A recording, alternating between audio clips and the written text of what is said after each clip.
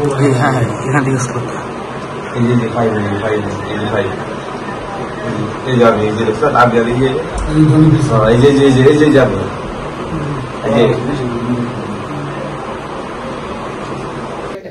একটা মিনিট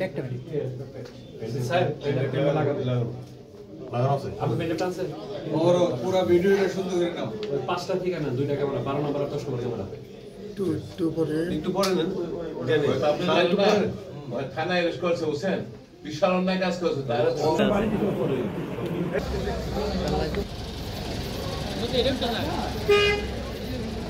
অত্যন্ত ভারাক্রান্ত হৃদয় আজকে এখানে হাজির হয়েছি।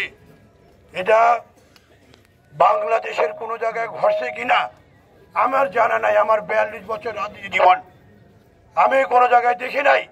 ঢাকা শহরে স্বৈরাচার এরশাদ বিরোধী আন্দোলন সংগ্রাম করেছি, ফেসিবাদ শেখ হাসিনা বিরোধী আন্দোলন করেছি, এমন ঘটনা কোনো জায়গায় আমি দেখি নাই। আমরা মুসলমান আমরা নামাজরত অবস্থায় ছিলাম। এখানে নামাজরত অবস্থায় যারা করেছে এই কুলাঙ্গার এই সন্ত্রাসী কিছুদিন আগে থানার থেকে তাকে ছিনতাই করে নিয়ে আসছে তার নেতৃত্বে আজকে এখানে হামলা হয়েছে। এই নিন্দা জানাই, এই নিন্দার ভাষা আমাদের বলার নাই।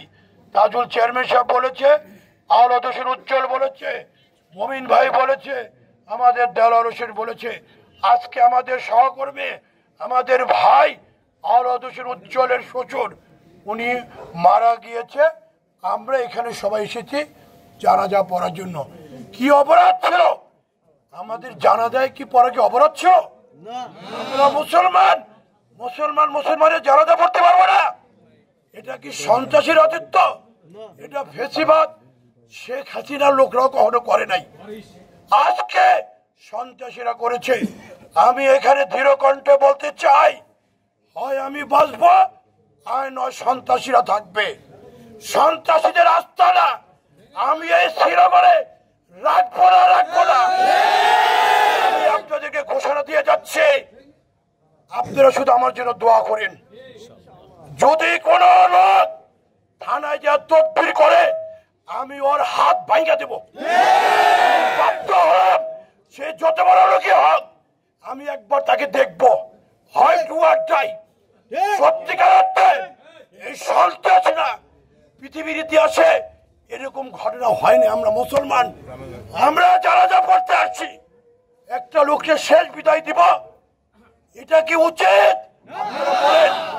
আপনারা বলেন নামাজরত অবস্থায় কিভাবে ছেলে পেলে করে যে মাথা আঘাত করেছে, কি অপরাধ ছিল? চাপা দিয়ে ছুরি দিয়ে। আমরা লোকাল প্রশাসনকে বলেছি, আমরা এখানকার ঊর্ধ্বতন কর্তৃপক্ষের সাথে আলাপ করেছি, তাৎক্ষণিক তারা ব্যবস্থা নিয়েছে। তারা অস্ত্র নিয়ে আসছে, অস্ত্র দিয়ে আমাদের এক ভাইকে আঘাত করেছে এবং আমরা এই লোকাল প্রশাসনকে বলেছি, তারা তড়িৎ গতিতে ব্যবস্থা নিচ্ছে। আমরা আশা করি এদেরকে আজকে রাত্রের মধ্যে গ্রেপ্তার করা হবে। পুলিশ সেনাবাহিনী যৌথ অভিযান করা হবে, অর্থ এলাকায় অভিযান করা হবে আজকের মধ্যে। যত বড় লোকই হোক, যত বড় শক্তিশালী লোক হোক, সন্ত্রাসীদের রাজত্ব আমরা করতে দিব না। আগামী জাতীয় নির্বাচন ফেব্রুয়ারি, আমরা সেই ফেব্রুয়ারিতে নির্বাচনকে সামনে রেখে আমাদের জীবনের বিনিময় হলে সেই নির্বাচন আমরা করে দিব। সংবাদ প্রাপ্তির সাথে সাথে আমাদের থানা থেকে দু একটা টিম চলে গেছে, আমি গেছি, আমি নিজেও সেখানে উপস্থিত ছিলাম। আমাদের সার্কেল অতিরিক্ত পুলিশ মহোদয়, র্যাব সহ ডিবি অনেক আইন শৃঙ্খলা বাহিনীর সদস্যরা ঘটনাস্থলে যান। আমরা বিস্তারিত ঘটনা দেখেছি, অভিযান অব্যাহত আছে। ইতিমধ্যে আমরা এই ঘটনার সাথে জড়িত যারা আহত হয়েছেন তাদের দেওয়া বক্তব্য মোতাবেক একজনকে আমরা হেফাজতে নিয়েছি।